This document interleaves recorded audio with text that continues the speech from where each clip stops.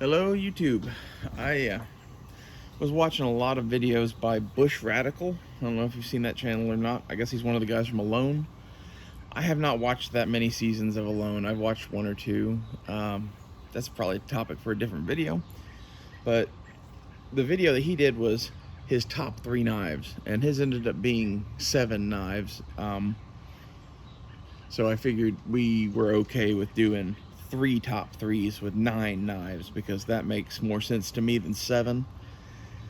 So I have pocket knives, fixed blades, and knives that I made. And I'm going to start with knives that I made. Most of this is just showing off or whatever, but it's on here because I wanted one of the knives to be a homemade knife. And I wanted it to be a homemade knife because I started making this shit in high school. I made this in 10th grade.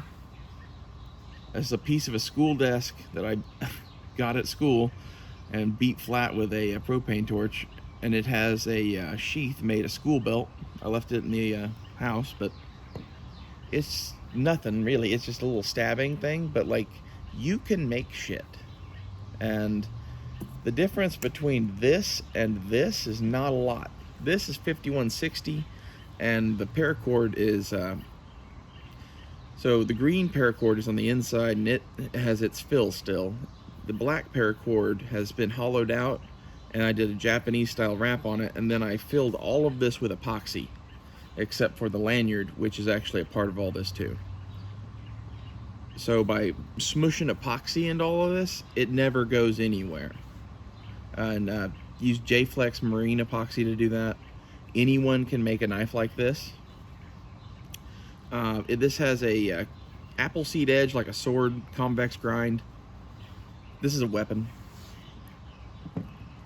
But if this is like Mark 0, this is like Mark 3. There were a few knives in between there, but I'm really proud of that one. And that's more the style of knives that I intend to make from here on. This is in the style of the guy that taught me via text message, basically, a lot of knife making knowledge. Matt Freeman, Continue Mission, Fuck the World Knives. I miss him. He died in 2019, and I made this in kind of a fit of rage, and it's pretty much the nicest thing I ever made as far as something like this goes, because it's not my style. This is his style. I've made 2 Tantos. Oh no, I made 3 or 4 Tantos actually, but this was the last one, and I kind of consider it to be perfect. And once I've made one of a thing that I hate making, why make it and make it again? Like, this looks like a knife that he could have made, and I think he would have been proud of that. And I really like that knife because of that. And I did red handles with black liners because he was like a big Hell's Angels supporter. And I figured the black liners would be kind of a, death color, for him since he had died. And then the red micarta is kind of red and white, like Hell's Angels. But those are the knives that I made. I'm going to make more videos on how to make knives, and I'm just going to post those for free on my channel. So subscribe and look for those. Now let's go pocket knives. These are my 3 favorites. This one is my favorite because my grandfather carried a buck 110. This is the buck 110 light. You can buy one of these for 25 to 30 bucks. It has a great buck blade on it. It fits all the 110 accessories, like this little thumb thing. I did this on a spindle sander in 5 minutes. Okay, you just barely go up to it and just bump it along, and be careful of these when you do it, and make sure not to hit those too hard because you'll break the knife apart. But it gives it a cool, unique look. This is the only one of these I've done. It's my knife. If you want to do one like this, feel free. I might make some of these and sell them at some point, but I don't really see the point. It's a modded $30 knife. But this is the pocket knife that I would recommend for a lock blade. And for a pocket knife, I like this thing. This is the Victorinox Farmer, which has a saw, and it has their bitchin' can opener, and bottle opener screwdrivers. This is the best can opener on knives. And then it has the awl. This thing you can drill holes with, and that is a very, very handy thing to have in your pocket. I really like having the aluminum sided Swiss Army knife just to have this awl. And then the knife blade is a backup to this thing. Like, it's, you know, you see how dusty that is. It barely gets used. It gets used to open packages and stuff like that. And then this is a Benchmade, what the hell was that called? Apogee or something like that. It started with an A. Doesn't matter. I got this for free with the FAL, and I really like this knife. I don't know if I would spend $450 on this knife, but I really like it. And you can get autos like this that are like 30 bucks. They're called Lightnings. You can go find those. I would recommend one of those, or if you have the money, a Microtech or one of these is nice, but some sort of automatic would be my third choice. And now for our next three knives, fixed blades. And this is my taste in fixed blades. First off, the Cold Steel Bushman I bought here recently and put a broom handle on, and this thing is bitchin'. Like, even if you were just carrying this as a backup Bowie knife kind of thing that you could make into a spear, that's cool because you can split wood with this, and if you broke it, who cares? It's 20 bucks. So you could carry a knife like this and have this thing in your bag for, you know, stabbing fools and fucking splitting wood and that sort of shit. So this could take the role of a large survival knife, really, especially with the walking stick. If you had the spear shaft along with you, I really, really like the Bushman. This is the best $20 you can spend on knives, I think. And we'll hang on to that because the next one applies to that.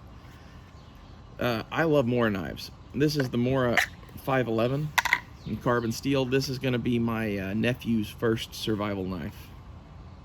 I don't know when he's going to get that, and I might grind the point off it. I don't know, I haven't decided on that yet or not. It depends on what his parents want. But the reason that I wanted to hang on to this sheath is because you can actually put it on the Mora, and I think that's pretty fucking dope. So let's say you were carrying this thing, you could carry these two together, the Bushman and the Mora, both on your belt for 30 bucks. And you have, you know, a good little carving knife and a wood splitting knife. Like, that's the survival rig from hell right there, just in my opinion. And then this thing, I went looking for just a good belt knife to have for hunting and general outdoor use and whatever, and I saw Becker talking about the handle on this knife, and I bought it just to try it, and I fell in love. I think this sheath sucks balls.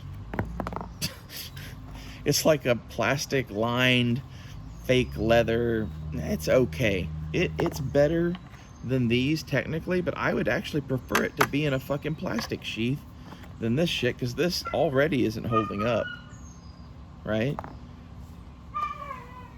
Fucking dogs. The thing I like about this knife though is in hand, it feels amazing. Becker was 100% right. It's a longer blade than most Keparts, and I like that. I don't like how short most Keparts are. I really don't like most Keparts, but when I saw this long one, it just spoke to me. And this knife is like $110. So if you're going to spend some money, I would get this. If you're going above this in like an outdoor knife, and you're not going to make it yourself, there's Condor is in the cheaper range. I don't have much experience with them because I've made all my own shit mostly, but I'm gonna buy some Condors and review those. The other stuff that I would mention would be other K-Bars. I really like K-Bar as a knife company, along with Mora as a knife company. Anything most of those make is pretty damn good. Some things are better than others at various things. But these are my choices for my three, and if I was going to go higher than buying from K-Bar and Mora, I think I would get a custom. There's all sorts of custom makers out there. Support your local custom dude, or support whoever makes the stuff that you like.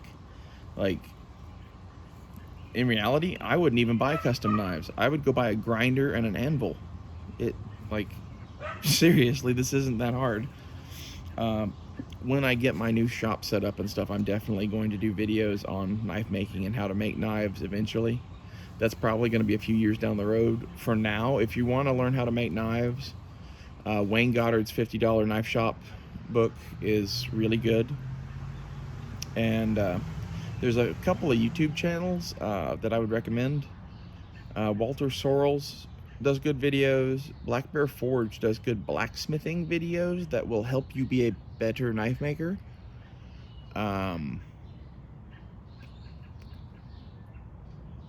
There's a whole bunch of knife makers. I would just, look on YouTube. You can teach yourself to make knives off of YouTube already. I think what I do is a little different, and it's more practical and common man than a lot of people. Speaking of common man, the other person you should watch for blacksmithing stuff is Dave Canterbury. He and I have like about 1 billion common interests and whatever, and like I thought it was hilarious when I saw him start to blacksmith, because I had already been smithing for 2 or 3 years by that point, and I was like, oh well, yeah, that figures, because like he was already using knives and talking about knives, and it's only so long before the bug bites you to make them. And that's anyone watching this. You are probably a knife maker and you don't even know it. Thanks for watching, and go check out Bush Radical's channel. He's making log cabins and stuff, and all the stuff that I want to do and I'm gonna do. A lot of what I'm hoping to film and do in the future with my buddy in the next year or two is already on that Bush Radical channel. So go check that out, and thanks for watching.